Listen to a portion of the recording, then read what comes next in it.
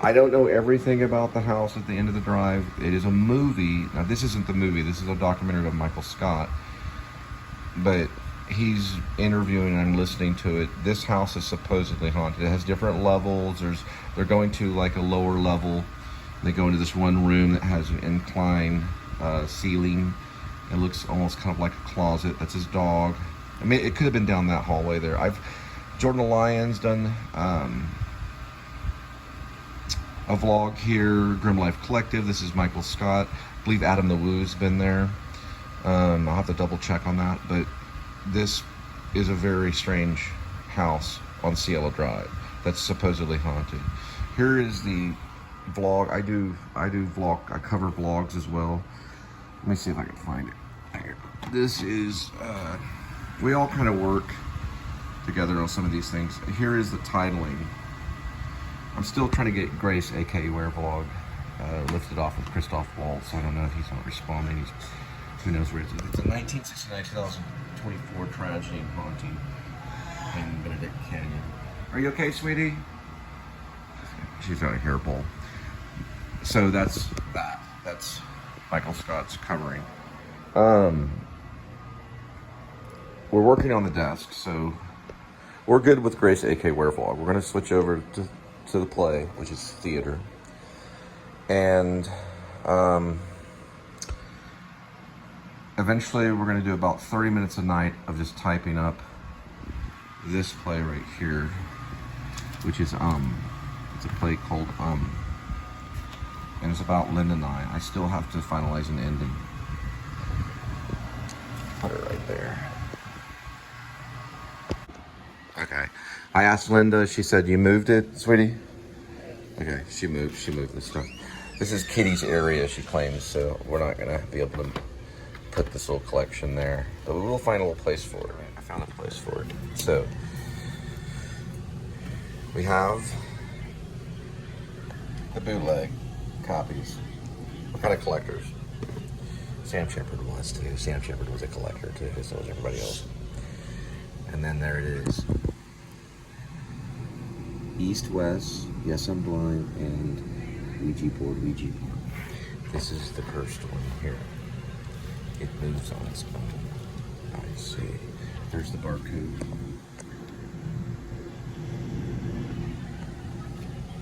I see. I've only played it a few times. I'm not gonna. I'll let you see that I have some tape here. The vinyl is in there. This one's kind of cursed. It's November Spawn the Monster there. We're gonna place it like this. And then wait for it.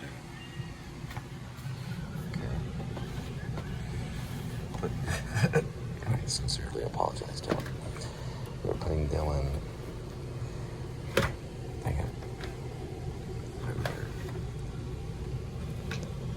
This does not reflect Grace, aka Werevlog. Right here. Okay. Alright.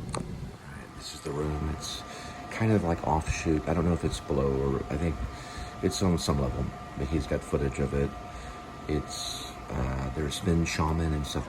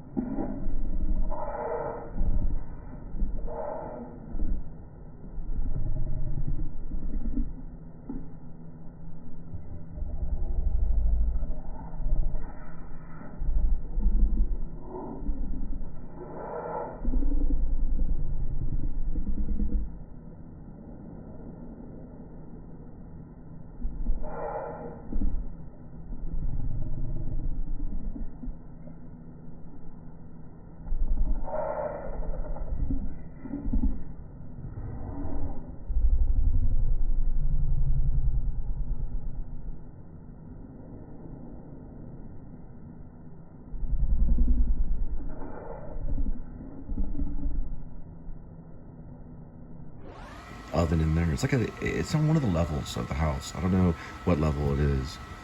This house will be on Wikipedia. It's amazing. It has an address and everything.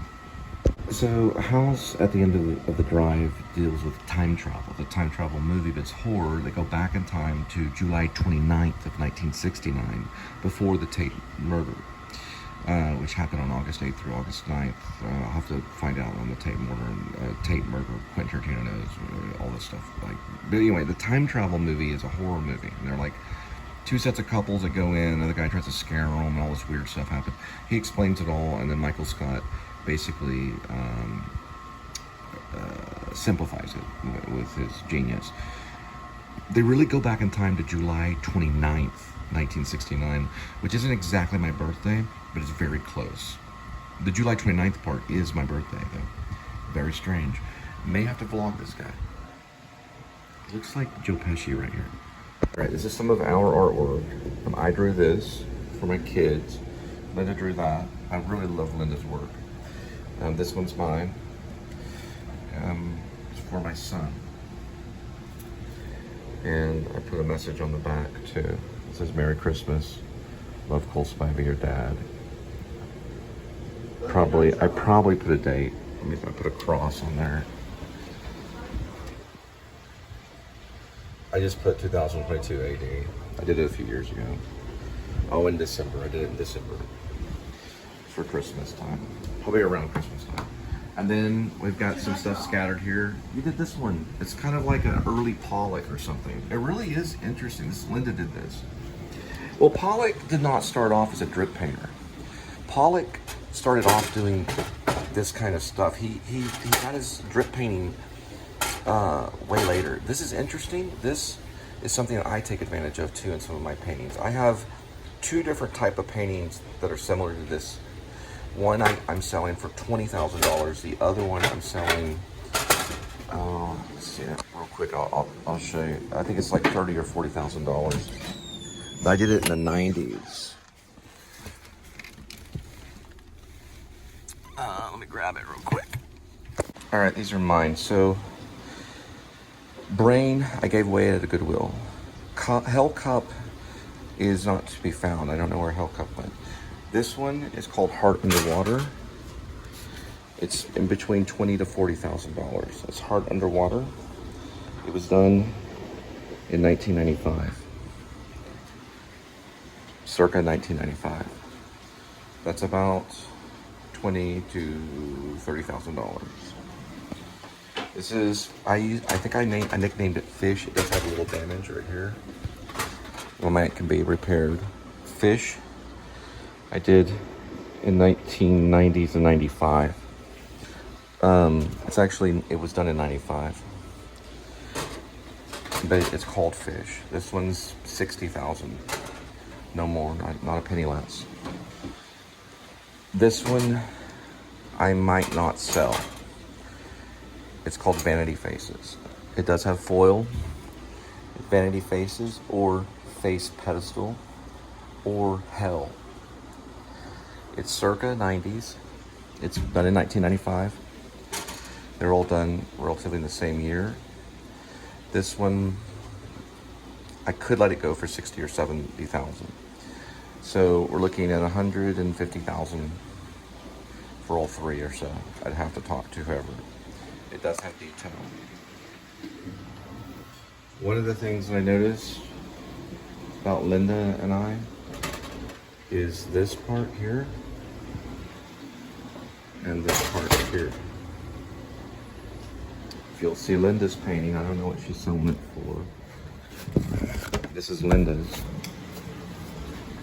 You see? Here. It represents a sun. This one has numbers in it.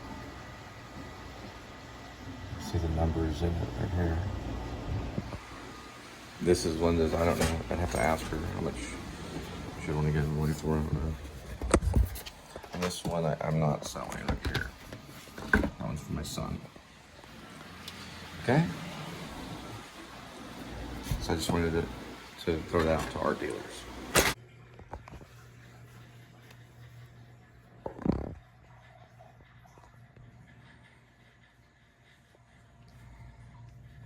love you, kitty.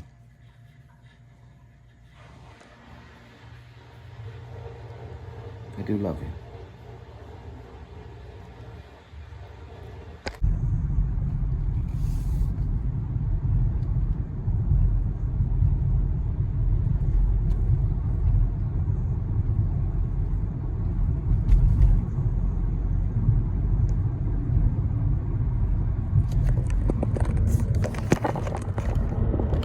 (89°F), 214,330 miles on the odometer. It's June 3rd of 2024. Welcome to the Please Subscribe show. So I did message Christoph Waltz. He does have the script through Facebook Messenger. You're able to send documents, PDFs through laptops on, if you have a laptop and you have Facebook Messenger, you can send a script. So he has it. Still waiting on the email if it goes to his agent. Someone did offer him a Tarzan movie one time. And I found out this in 2009 from a 2009 vlog, or it's an interview at a festival in New York that he went through, and I listened to it. I got emotional because he said something about One-Eyed Jacks, which is Brando's directed piece. Brando directed. Marlon Brando was a director. He directed One-Eyed Jacks. This is with Carl Malden, and it's a decent Western, okay? But it's a little hammy, and so Christoph Waltz kind of gave the stink eye to it, kind of thing. All right, update on me. I accidentally bumped into something, and I'm healing from a cool pack on my... It's okay. It's nothing serious. I kind of hit my cheekbone a little bit. But I've been kind of watching movies. I went back and read some Sam Shepard stuff. I did take photos of the bruise on my eye, basically. And I'm going through the whole coloration thing only on still photos. I did offer up a price on my 3 paintings that I did back in the 90s. All 3 of them, I'm doing a deal for $150,000 right now, whoever wants to buy. And that's cheap compared to what Pollock offered, whenever his stuff is nearly priceless now. But that's $150,000 for 3 paintings. If you want them a singular painting, just one painting, this is not new paintings, it's paintings from the 90s, from 1995. I'll negotiate anywhere between $20,000 to $60,000 on each one. That Hell Cup is lost, Brain is lost, but Vanity Faces is there. The other one is known as Heart Underwater. That one's there. And the other one is known as... I'm thinking of the images on it. The third one. Fish, right. Fish is the 1995 piece. It was done right here where the Modern Art Museum is at now. That's where it was created. I created the Darnell Apartments in 1995. It's now the Modern Art Museum at the end of this road right here. So that's cheap. Okay. Pollock offered up, I don't know what he sometimes gave his paintings away for free, but his are almost priceless. Okay. They're very expensive. Van Gogh is priceless, but regardless, that's just paintings, okay? This summer, we will begin to type up which is ready in composite book. I'll probably work on it at night, 20 to 30 minutes of just typing a night, and I'm going to try to stick to the script as much as I can. My friend Rob said that Sam Shepard did the same, that he wrote it all out longhand and stuck to the script. I think he even did the same with True West. All right, guys, just wanted to say all that. I'm a big fan of Christoph Waltz. I think he's great. I think he could do Gerald Oldman III. It was written for Gary Oldman. But if things work out and I'm able to make let's say if Quentin Tarantino got a hold of me and said, make all the shots on who you want, I would say maybe let's do Christoph Waltz as Mr. Shaw Walnut if Wallace Shawn has to back out. Or I could write up a role for Christoph Waltz, maybe another feed store worker. Because there's a side plot that I haven't talked about, where they chase the werewolf as well. Gerald Oldman the third I would like for Gary Oldman. We'll have to see. He's doing Slow Horses, which is my favorite show right now on television as an Apple television. It's better than all of them. Guys, see Slow Horses. The first episode's better than like most movies. Let's do this, guys.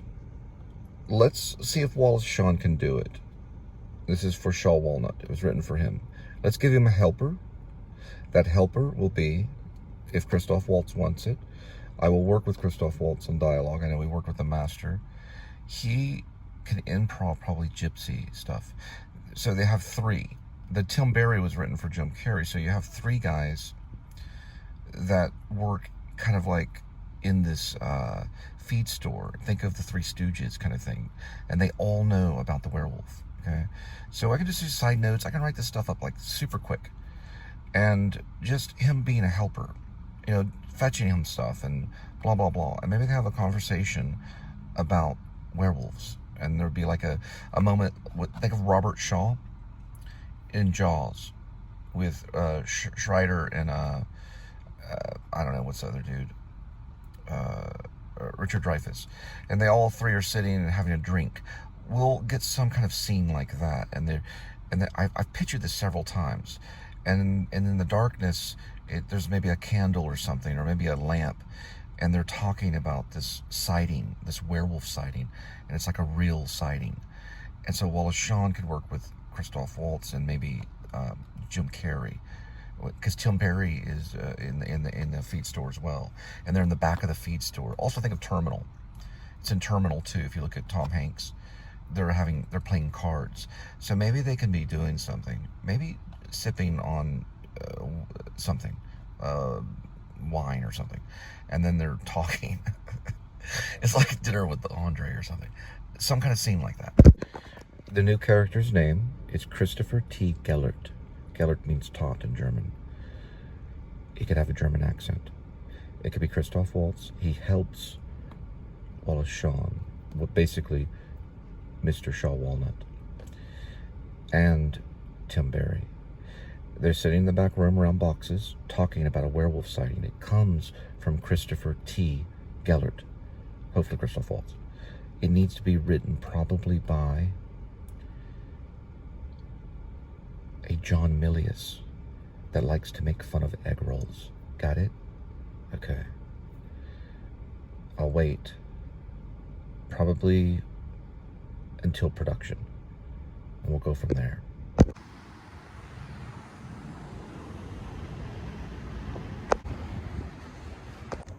527.6 2.1.